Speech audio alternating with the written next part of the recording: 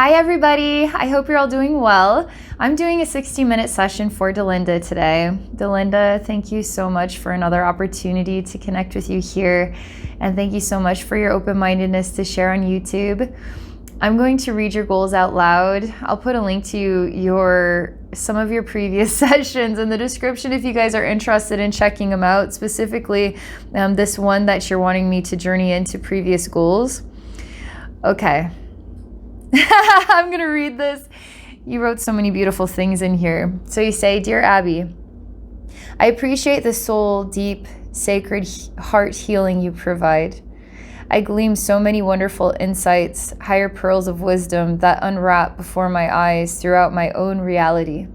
The balance of harmonization has been bright, blessing, and calming to my trauma zones. You help me give permission to myself to take the time I needed to heal. I had asked in a previous session if you could contact my higher self from my Egyptian time. Before my near-death experience, I had incredible, strong somatic ties when I astral travel. Would you try again? I'm asking my higher self from Egypt what her advice is in my now. All right. Delinda, Egypt, higher self.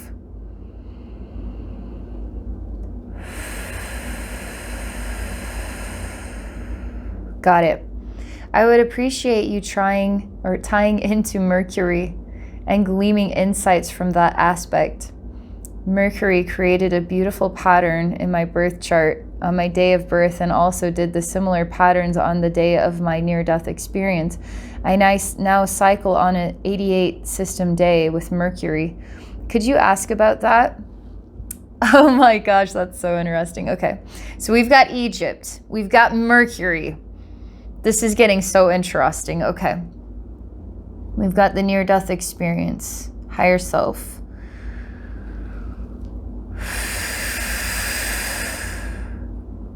Okay. Primary interest is how the energy from Mercury is crystallizing in my Merkaba. Got it. Finally, I'd like to ask about two constant companions of mine, Leo and Jade. Will you ask for them to come and assist? I have seen these power animals trip people, hide and move things. I have seen them cast themselves over the shoulders of my friends and bring in massive protective grid patterns. I would certainly enjoy seeing how they show up. Good luck with Egypt. Thank you, Abby and Collective. You got it. This is so wonderful to read. Okay.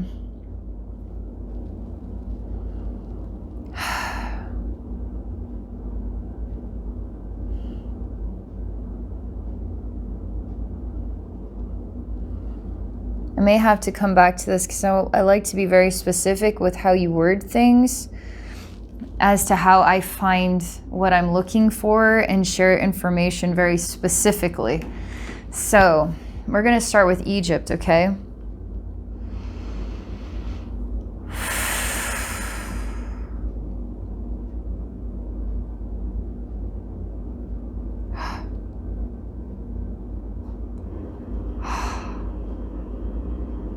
I'm just going to start by going into the first thing that comes to me, which is extremely heavy energy. It's weighing down on the top of my head, and it's so much energy weight. It's hard to even lift my arms up. And I feel like the energy, it's like if you got hit on the head with a hammer, but just right here, like right at the hairline, and it just hits right there, and somehow I just feel really, really heavy. Interestingly enough, this hit, it kind of splices dimensions.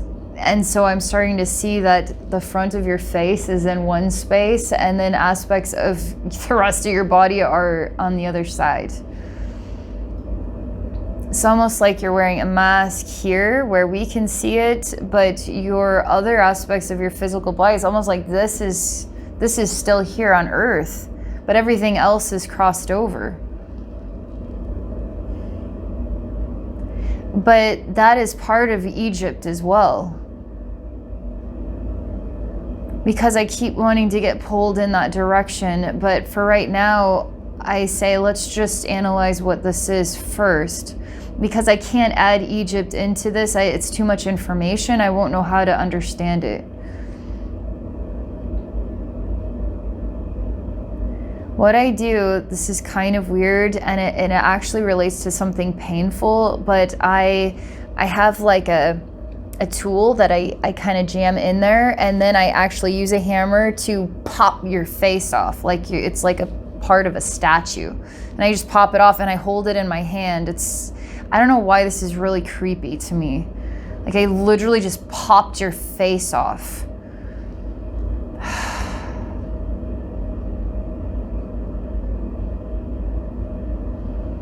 But now what remains of you on the other side just literally falls backward. Like it goes timber backward and shatters. And you never were on that other side. Something of the hit in the head caused that to be an idea that developed, materialized, and had weight. So it became a reality that was not actually born into reality through like a true event, but more of an illusionary event. And this is so uncomfortable. I'm holding your head, and I feel this point right here is starting to turn red and glow. Even though it's not attached to what had fallen back and shattered, it still feels like it's attached to a body, okay? All the while it's just sitting in my hand. And my whole face is starting to get tingly and weird. And now I'm starting to see a man who's really, really aggressively angry, and he has your face in his hand and he just throws it on the ground and shatters it. And I'm looking at what is like a Greek statue is what it reminds me of, just a face of one, and he shatters this and saying what a terrible sculptor you are. Like, you're terrible, you're the worst. Sorry, Delinda, you're the worst. Anyway, I'm just watching this and he just shatters your face on the ground. And he's very Egyptian, okay, energetically. And in this scene, it kind of reminds me of Married with Children. Like the relationship is somehow compatible and completely not. And it feels like what he is, he glows with sunlight. But he's got this, he has so many different portrayals. Like he's becoming Roman now. He's also Greek and he's Egyptian. And he has really jet black hair. And his skin color fades lighter and then goes tanner. And his hair is always kind of the same cut. And it looks more Roman to me. But once he shatters your face, all this sunlight is just glowing. You're just like a nothingness there receiving this attack. You're a nothing. You're nobody. You're a nobody. You're not even visible. But I can sense you. It's really awful, some of the things that I hear about you. Like, I can tell you're here. Like, I can smell that somebody farted in this room and it was you. You are that fart. That's really, I don't know why that really stinks, like, emotionally. It really, really, I didn't want to say that. It's mean.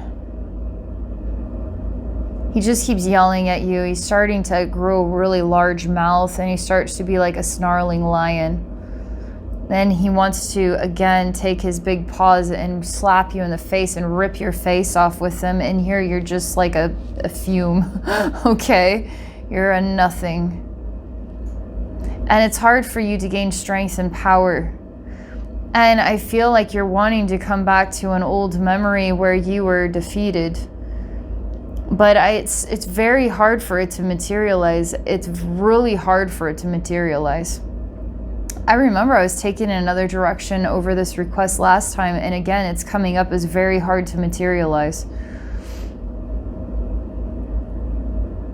I'm not able to time out the scene because whatever he represents through time, It's possible that this might be a real soul that you have come across that has been aggressive towards you, or it could be an event that you're constantly having to face that literally rips your very face off and it leaves you feeling powerless, and it just keeps happening and you go through the cycle again and again and you're again in that point. But the venting of this energy, whatever it represents, is still has to ooze out. It still has to barf out. Like, it still has to come out. And you're still just this fume, okay? I can't do anything. Like, I'm like having to be patient here, because it's like, you know what, Delinda, you don't stink, he stinks. And I'm trying to move the smell into him, but I can't do anything. Like, I could just wait for him to keep barfing all this out and turning into aggressive lion now, ripping off your face. Like, it's like, come on, will this ever end? And it's okay. We just wait, okay? And just let this keep going. Oh man, this is gonna get worse before it gets better. Way worse before it gets better. I'm gonna throw out an idea, okay? This really hurts me a lot. Hurts me in my heart, hurts me in my soul, hurts me emotionally, makes me angry. What if your soul chose to be a patient pillar for another energy, whether that energy was an actual soul or I don't know if you want to call it a consciousness that isn't necessarily a soul, but could be like an energy residue. Okay, let me try the best way to explain this. So you're a patient pillar as a soul that chooses to incarnate, and you choose to be patient in the face of another energy that doesn't always seem to incarnate as human or as animal, or in this physical plane, but also could be, you always stand as a patient pillar in the face of this, what can only be described as a suffering that keeps attacking you in different ways, through people, through animals, through events, attacking you because you won't stop being a relentlessly patient pillar. And it's going to do whatever it takes to break you down, no matter how many lifetimes it will see you break, okay? It will break you. And you just keep coming back. It's like, it doesn't matter how many times you're hit in the face and how you're down for the count and how there's not much left of you and now you're barely a fume, you know? You're still standing. Because the intention remains. The intention remains. So over time, I see this energy is becoming really twisted and even grosser and grosser in the way that it's going to get to you. It's so gross that it's sick, okay? It's sick. It's the sickest, most twisted, most gross, vile inspirations. It's like it's not wanting to change. It's really stubborn. It refuses to change, and so it just finds new ways to get to you, and it becomes grosser and grosser and grosser, okay? But your intention remains the same no matter how weak you become.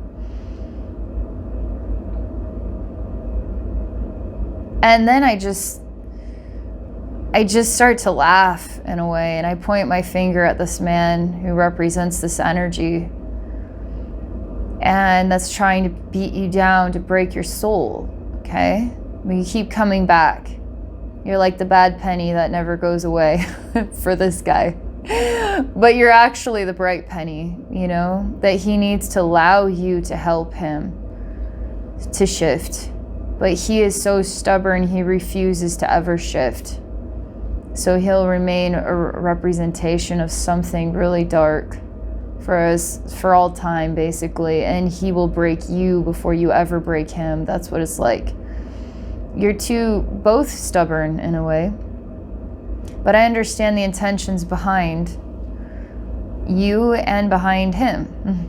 But I find it interesting that you're both magnetically attracted to one another, so maybe it's love. Maybe it's love. And I say that, maybe it's love. It's like, you know, kids, it's like, oh, I think you have a crush. No, I'm telling you, I can't stand that person. I see what's going on here. You really do. You have a crush. It's kind of like this between you and this relentless energy. It's because it's getting so twisted and dark. It's kind of nice to shift the perspectives a little bit into something innocent and fun.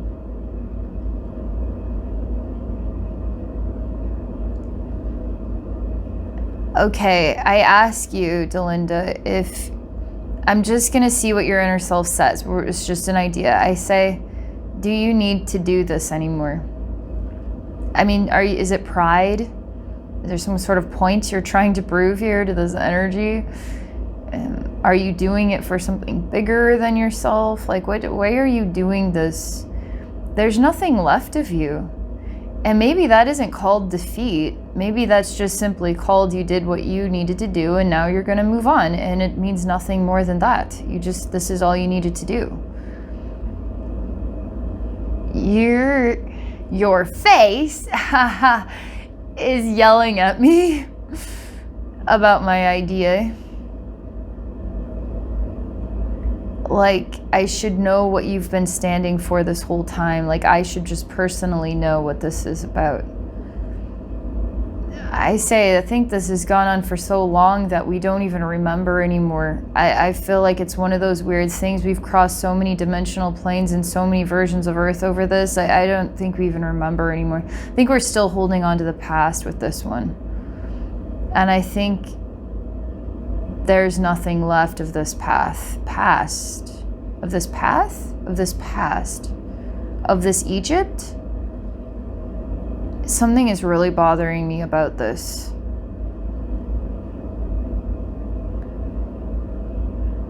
Because has to do when I say past as path and then crossing lines with Egypt as though this Egypt doesn't exist anymore. And we may not even know which Egypt this was. This may not even be a familiar version of Egypt to us, okay? It's really gathering energy in my heart and my emotional gut and my third eye and my crown chakra. And it makes me feel nervous, really, really, really, really nervous.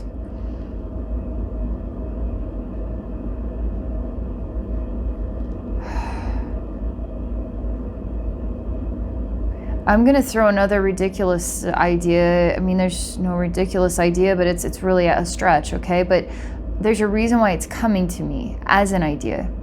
Because this Egypt that you are specifically wanting me to connect with may be extremely unfamiliar to us, which might be why it's still a lot of blank spaces and challenge in filling those spaces.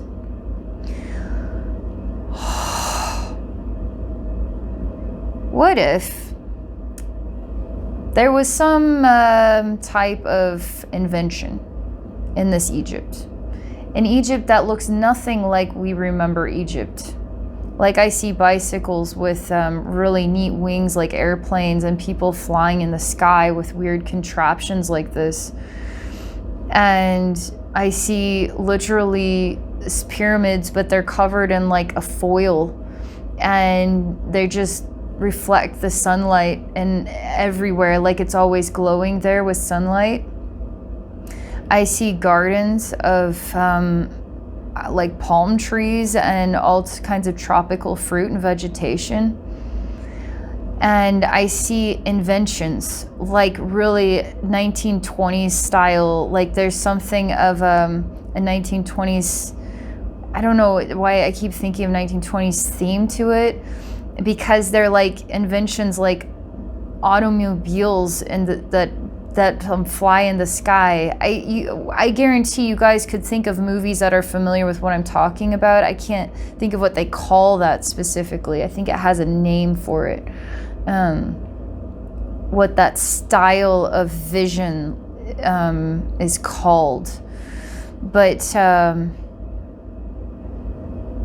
invention that seems pretty like pre 1920s, like really old type of computer, intermixed with kind of really massive oversized machines that today would be quite small. But it was something of the soul level where when you walked into it, you became other aspects of yourself. And what if this man is somehow you? That you separated, like an egg becomes two. What if you somehow separated and then there he is? What if he's been following you from some Egypt that was 1,000,000 years ago in some other version of Earth that is nothing like the Egypt we recall but still existed?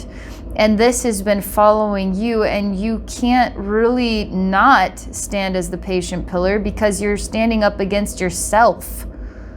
Can you be broken down by yourself? Technically, can you? If you're an infinite soul, can an infinite soul be broken down by itself?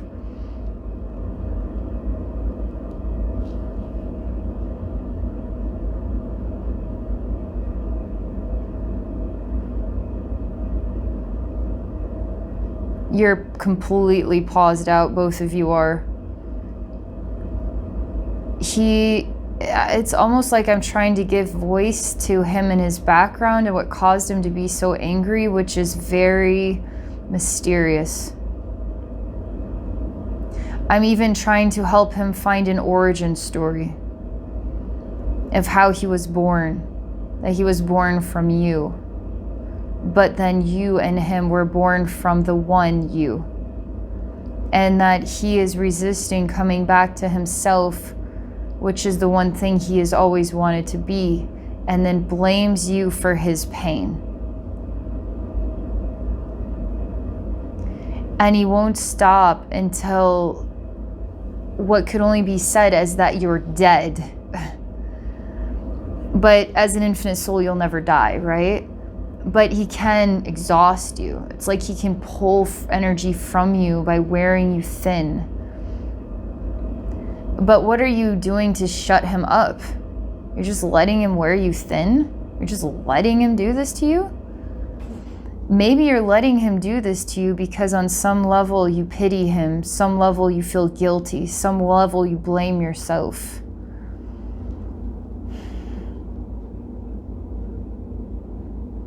I'm telling you, this conversation is altering this dynamic.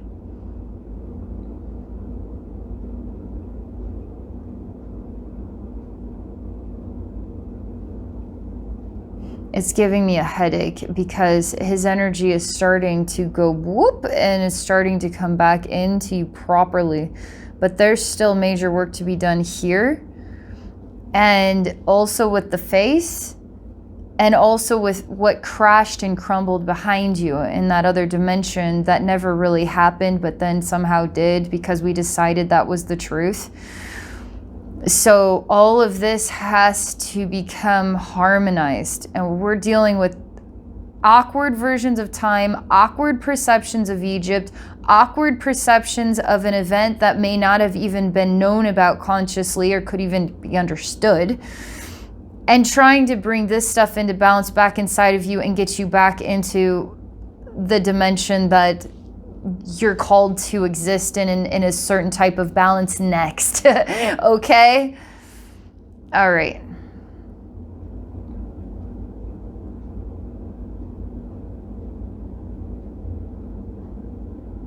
Okay, so I see you're living a lifetime where you're stuttering. And you have no idea why, and anything that comes out of your mouth, it comes out 4 or 5 times before you can say each word. You just are stuck in a place of constantly stuttering.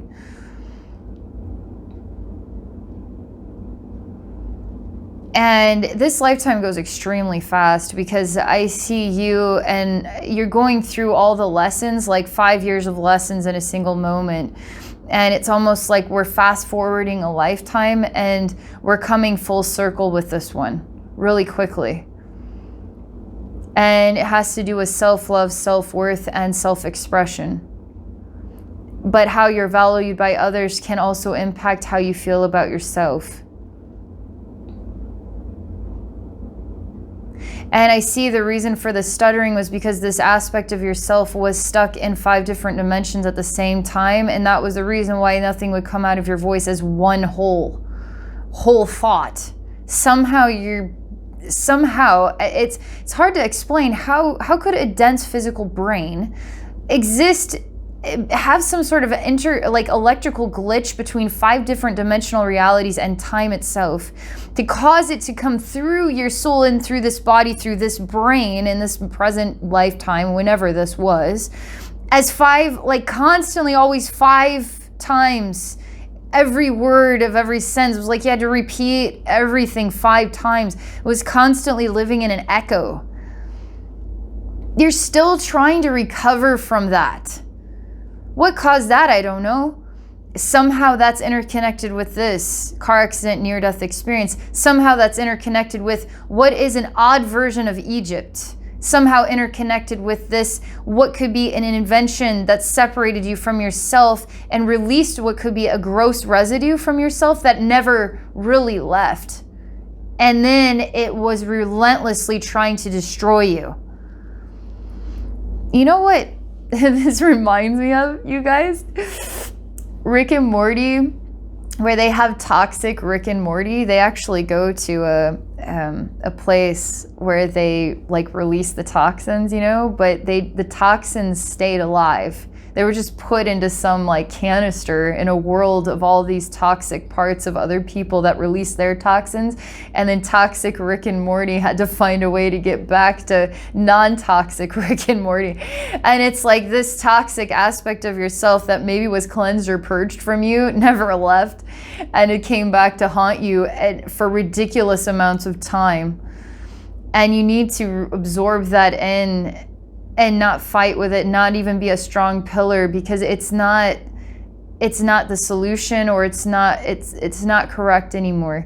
Maybe that was good for the learning, for a weird, awkward version of time and dimensional splicing, but now we're in the present day and we got to catch up with all this stuff, okay?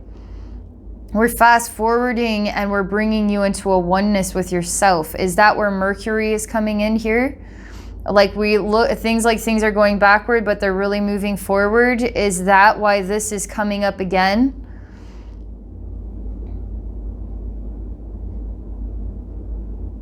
I feel like that is the closest explanation I can get to what this is about, okay? Let's see if you're still wanting to be this fume or the strong pillar or what, okay?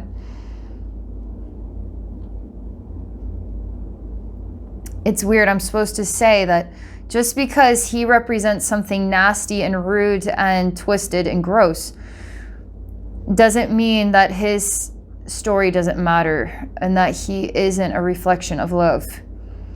And that's why you were always that pillar. But what you couldn't do was the one thing you needed to do, which was become one with what could be described as a twin brother.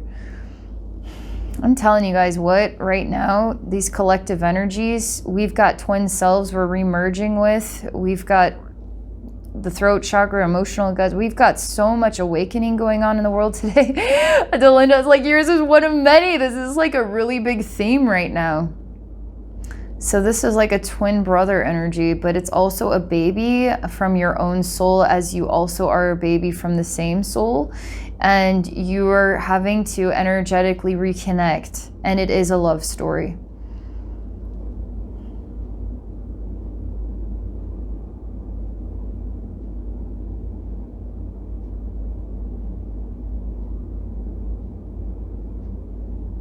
You have no idea how to do it. I say, why don't we just go back to that odd Egypt and let's just walk in there. We'll just see pyramids covered in a weird foil, and it's all glowing with sunlight is reflecting in every direction, and people are always in weird contraptions, like strange bicycles that have awkward metal wings and are just flying around in the sky. But people seem quite happy here.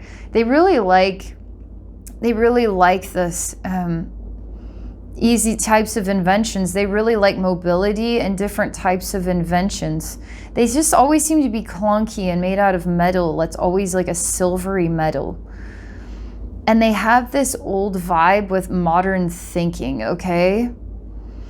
And so we're going to go back to what is a big supercomputer that works with moving electrical waves of energy, atoms. It also impacts the physical and the spiritual body, okay?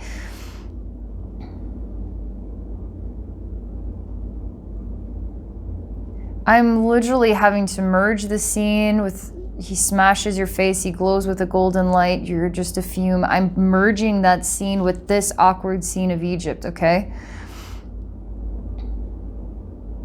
So that I can bring you in, and the machine is saying no. The machine is not letting the input in, it's only pushing things back and out. It's like the machine wasn't programmed to bring things in or bring things back together. It was programmed to separate things that were out of balance. And now you two are both out of balance to the point it doesn't want to bring you in or bring you back together again. So the machine needs some advancement, man. It needs some advancement. My guides are saying that this may not be the right approach.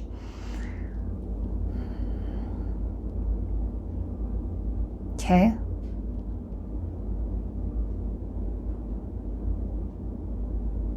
I'm gonna have to think on this for a while.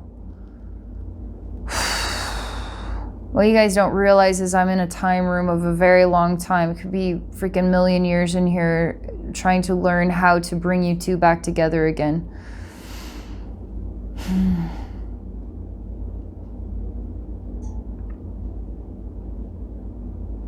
I start creating actually lifetimes for you both to live in, where he and you are forced to have certain roles, play certain roles with one another.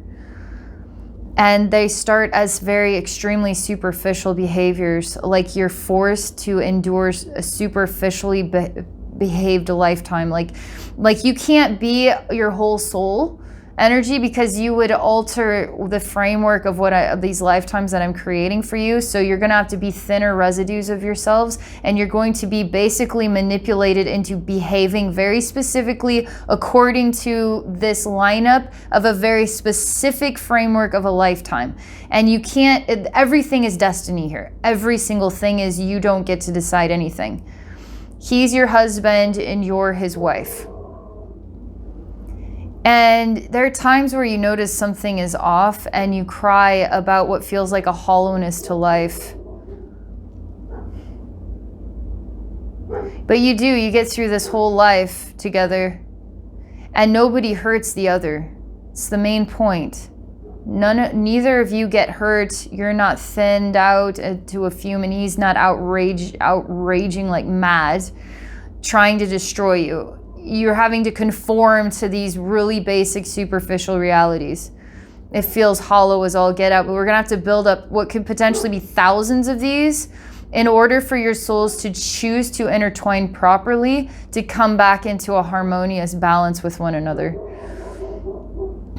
Yes, superficial lifetime, superficial lifetime, superficial lifetime. Like there they go, there's another one, there's another one. I'm like writing the book here for you of many superficial lifetimes.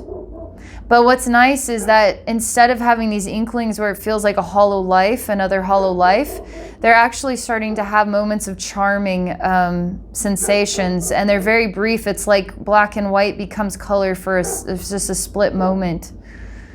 And I see you both sometimes cry and hold each other for reasons you can't understand or explain.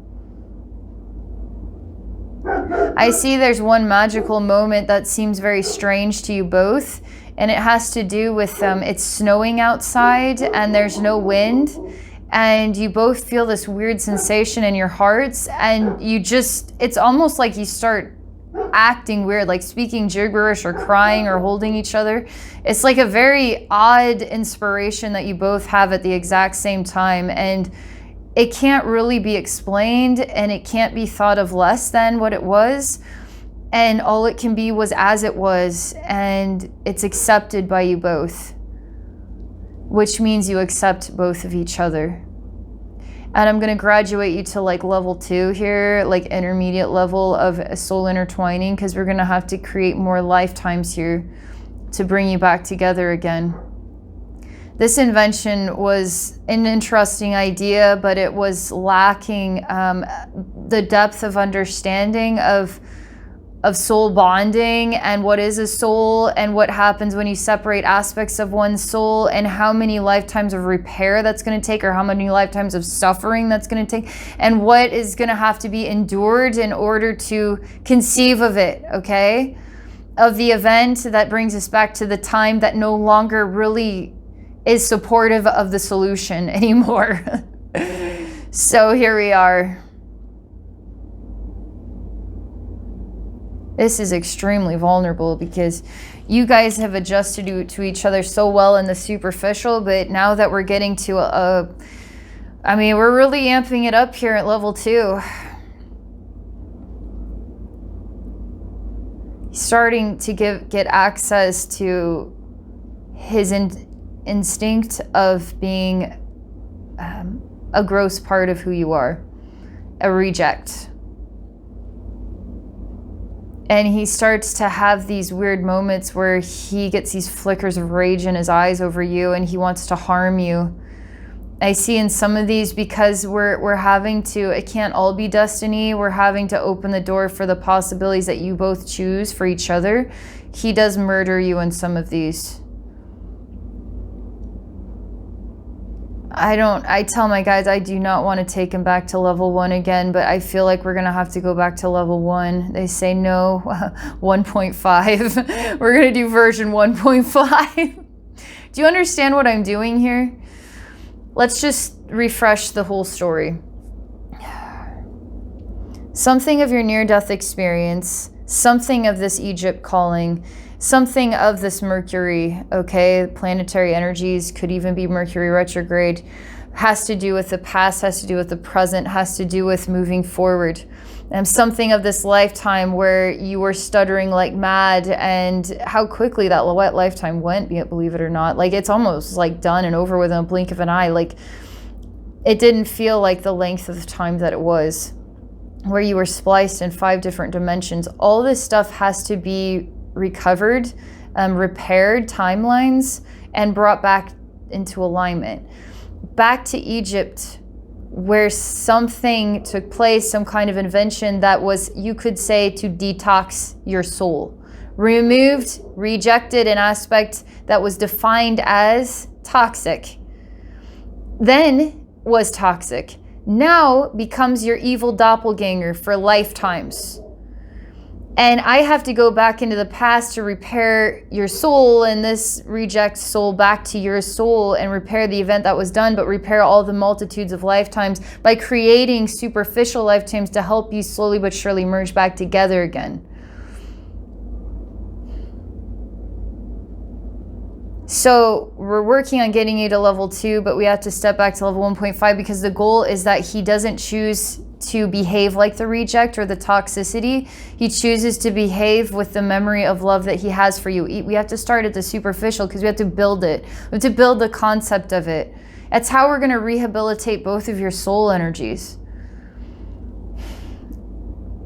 You need to start saying, though, that near-death experience, that all of you is returned to the physical, that there is no aspect of you that is spliced in heaven or anywhere else. You have to claim all of your soul. You have to reclaim all of your soul is returned to you, because that is causing this also to have a hard time melding back together again, because you're becoming familiar with being spliced, okay? We want to bring your soul parts into harmony, into wholeness. It's going to make you stronger, and it's going to help you move on and let go of a very, very, very, very, very long and exhausting past that is a surreal storyline for us to even wrap our heads around in the human world, okay? Can't imagine what it would be like to carry this as part of your like soul story. All right. You say, okay, you're going to say that, okay, this is going to be hard on your pride, okay? You're going to have to say that you never, even in the accident, even with everything, you always were totally on earth. You never had an experience that left your body. I know that sounds maybe not fair to what you experienced, and not fair to the reason why we have to literally reprogram the event in order to correct this Egypt thing, to correct other lifetimes, and to bring this part of your soul back. And it's safe, okay? Because we can rewrite the story of all timelines, and every version of the truth always happened. So let's say that this version of the truth that happened is this new version that I'm creating here, that we're going to align with, because it's going to help you to set yourself free, which is going to heal this everything I talked about. So when the accident happened, you could say your consciousness was supporting everyone in the car and the other car, okay? Your consciousness was projected as an infinite soul. And my guides are like, how about this? Because we want to keep you 100% focused that you were always a part of Earth and you never left your body. It's like this. How about this? You became aware of your higher self that was holding everybody in the cars, okay? Holding your family, holding the non-family members, holding everybody with love, helping people cross over. You saw your higher self doing it and felt it because it was you as your higher self, but it wasn't your soul from Earth, okay? This is so good. I'm starting to see that body is coming across the line where it was just your face. It is coming across the line and you're becoming rebuilt and whole here on planet Earth. You are literally coughing and puking out what is like rocks and dust. Chunks of rock is coming out of you in dust, and it doesn't feel good to puke this out, cough it out, choke it out. And it's horrible. It's literally heads. These rocks are actually people's heads.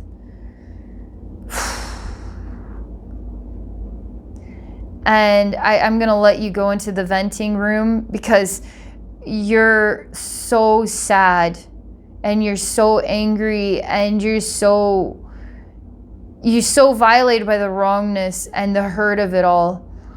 And it's all coming out. I mean, this is all coming out. And you need time in here because this all has to come out.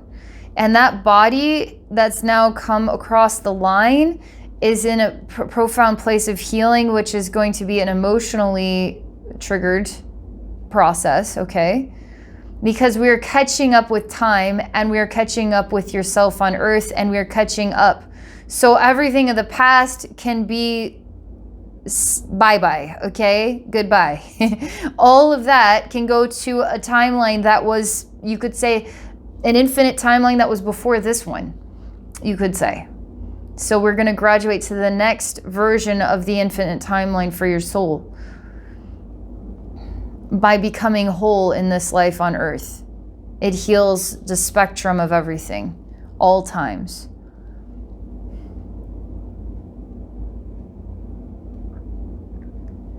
You say many things, and it's all like a light languagey type, gibberishy, like coughing out rocks in between. It literally cut your lips, they cut your teeth, your mouth is bleeding as you speak. It's not a pretty sight. You speak the language of many women over many courses of time. I see women of all different races of humans on Earth, all different ages, all different talents, but it all has some kind of spiritual role and connection with the spirit of the planet. They're all like different types of spiritual guides incarnate as women in different lifetimes on Earth and different versions of Earth, okay? Because some of these have green skin, some of these aren't just human, okay? You had to live all of these spiritual lives too, because it was to repair your soul. It's like you healing others has been repairing your soul for a long time over things that are inconceivable to the human mind. And that's why you choose lives as like a spiritual guru, or you're attracted to spiritual energy because your soul's still calling out for healing. How interesting. Is it possible that, you know, maybe that's why I'm a spiritual healer, because as I heal others, I'm able to heal my own soul from things that are inconceivable to my own human mind. Maybe that's why. I mean, who knows? You're calming down, and you thank me and you hug me. And you're made up of a lot of teeth. A lot of teeth. And dust and rock. And blood. And your spirit leaves that form in the venting room. And you're still weeping. As a spirit, you're weeping. And you go to him at level 1.5, okay? And you merge with him and you say, "You're beautiful. I'm so sorry about what happened. Nobody knew, nobody understood it. Now we understand it. He is in so much pain having been separated from you. It's like you cut off a wart, but you didn't know the wart was part of your own heart and part of your own beautiful soul. It was decided that it was a gross thing, but really it was the only thing that was holding you in a place of wholeness with the love. He's just made up of so much pain.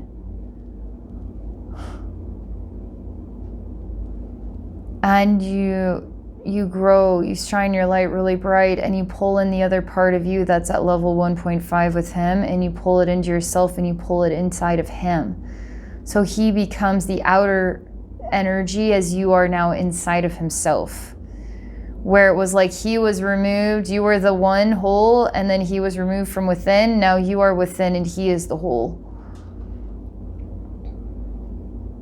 And now he feels, believe it or not, completely and utterly alone. He is going through suffering of loneliness like nobody's business. This is also you. You are him. He is you. But he is the layer that has to feel the loneliness, and you are this sphere of wholeness inside that, believe it or not, you're like a wholeness for him that is enriching him through this process of pain. He just cries and cries. And he starts to weep in a way that his whole body disappears, and you just become, it's like this unbreakable jawbreaker with many layers, and it's just like you just hold each other as a yin-yang symbol in some way. It's just like you just hold each other and are silent. You feel like two different souls. And you don't know how you'll ever come back together again. I say, boy, this is good, honest talk. That's excellent. Because you're envisioning yourselves coming back together again. You're actually holding each other without one being almost non-existent, the other just raging. I mean, my gosh, look at the progress here. I feel like I can let you two just figure this out for yourselves now. I'm actually going to bring you to level 3. I don't even know what level 3 is.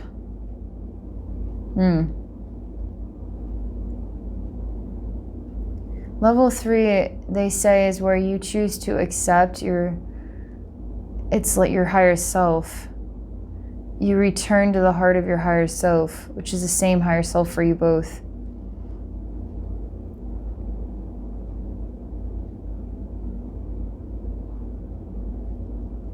And you can only do it together, which you only want to do it together. You don't want to do it separated.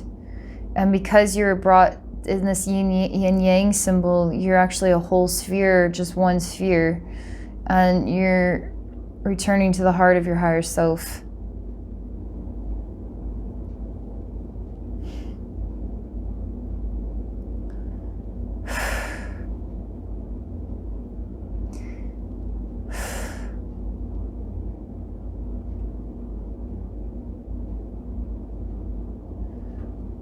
So what am I supposed to do now?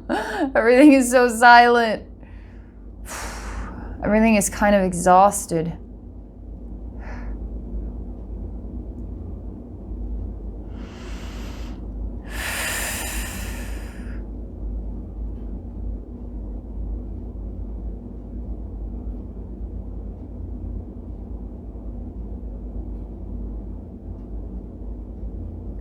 All right, I'm gonna go to you in the present day and we're gonna see where we're at here.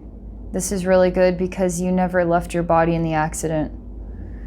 You're actually really strong now and you're able to move forward in your life without any attachment because you know everything was healed and you saw and even experienced yourself as your higher self doing the healing work. And you've been on a path to mend this old lifetime from Egypt for I don't even know how to conceive of the dimensional realities of time and space that it's taken.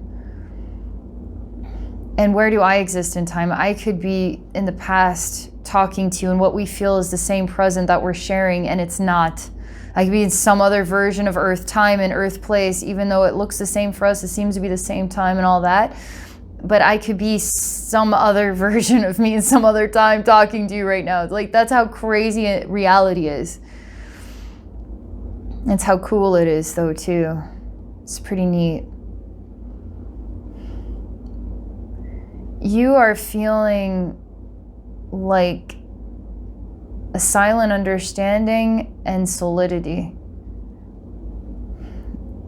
And it feels to me like your relationship with Mercury, it's time for it to change.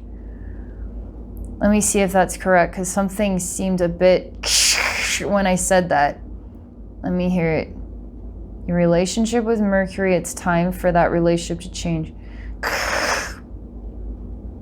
You don't want it to change.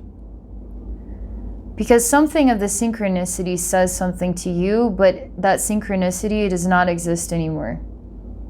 It's over.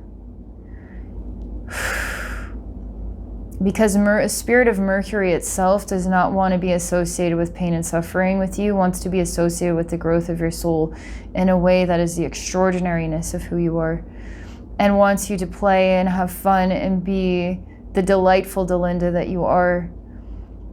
Because it's like, don't bring me down. It's like, you can be brought down, Delinda, but you don't stay down because you're Delinda. You know, like you're a hero. You're like a champion, man. And so just knowing the awe of all the different what this means scenarios is gonna blow your mind and give you even more credibility with yourself of how incredible you are. And that is gonna have you standing up straight and glowing with the golden light. And now you're being repurposed, or like you're understanding your purpose at another level or in a new way, in a way that isn't about the suffering, it's about the playfulness and the dance.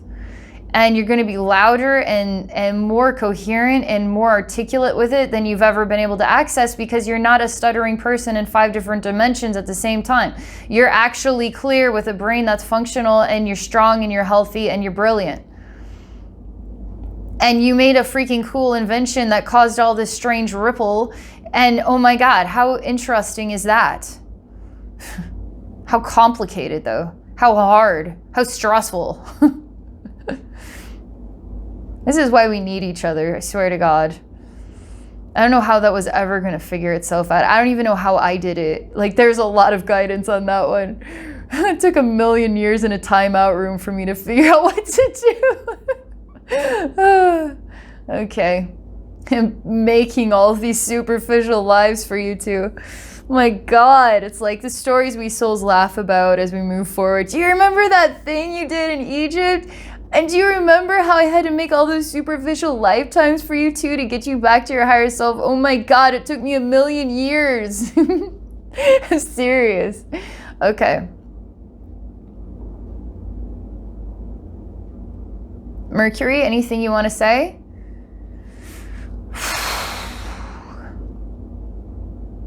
Just hugs the living daylights out of you.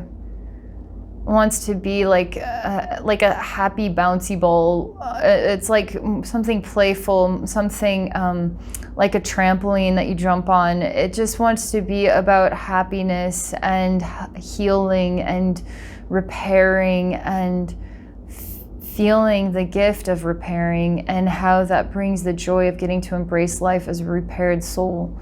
It's just, it wants you to really focus on that. Let's look at Leo and Jade, okay?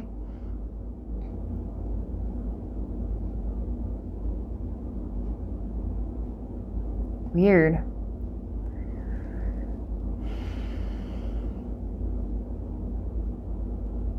Leo is, oh man. Such different energy. I keep feeling like Leo is this lion. Wasn't that guy a lion? But in this, I'm not associating with this Leo with that angry, you know, we already fixed all that. I don't want to go back. But I'm associated with some new concept, okay, called Leo. And it's like a heavy, very heavy, dense energy that's always kind of pacing and inspecting and prowling and low growling. And is a little overly protective, in my opinion, like overly. And Jade, to be honest, is the snake that bites me in the neck. And I don't know whether it's poisonous snake or not because it was so fast and I'm still in the moment of being bit on the neck and I don't even know what the heck's going on here.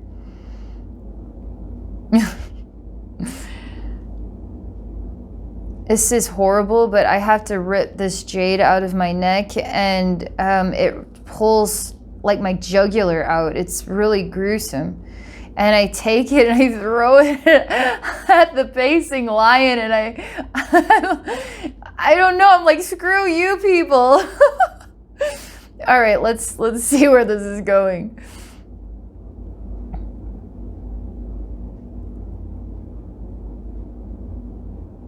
So it's about a wake-up call and how in a place of shock we handle trying to protect ourselves. Sometimes we can harm ourselves by trying to protect ourselves, but we're being bitten for a reason to wake ourselves up.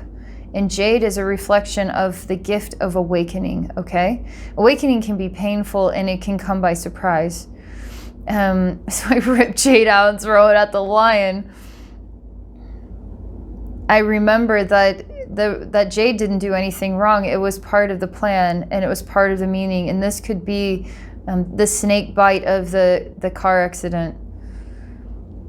That's literally how Jade comes to me. So that's my interesting alternative interpretation. So it gives you something fun to work with, a little bit different than your own interpretation. But then Leo, let's see. Leo isn't affected by what I threw. It's just like it went right through him. He is ridiculously protective. Almost too much.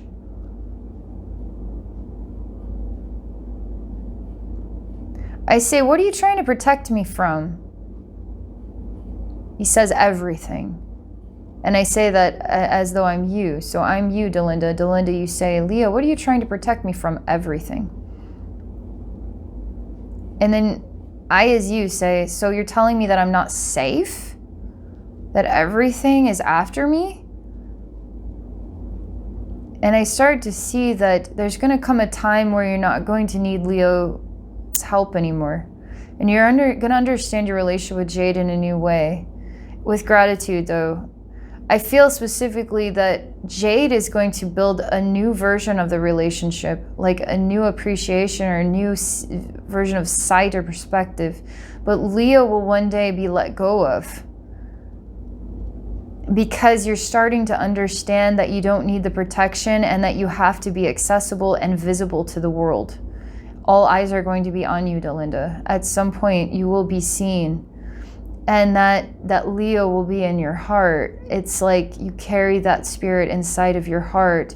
and you've returned to that other part of yourself has returned to you. You return to your higher self. So this is only boosting you as a human being, repairing all the dimensional splicing and everything, okay? You're already understanding. And you're understanding so quickly that it's almost like you're setting Leo free. Like Leo can go back home now. And you're carrying the memory in your heart, which allows Leo to still be with you, but in a new way. The relationship is becoming a new relationship because you're not afraid of anything. You're not afraid anymore.